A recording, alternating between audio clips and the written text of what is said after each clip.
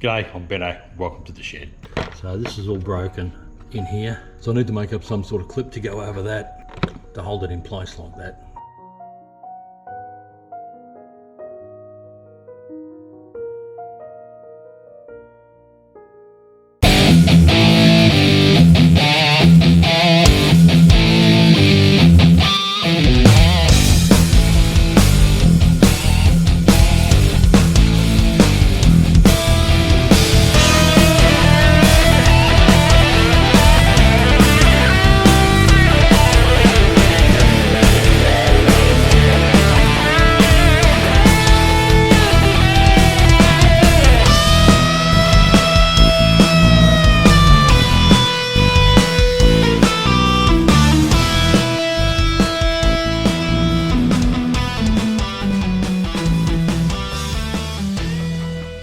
That seems to have come up pretty well.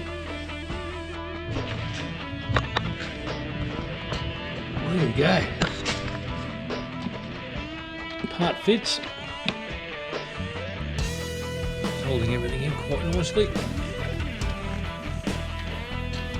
Could be slightly longer. Probably make that another mil deep.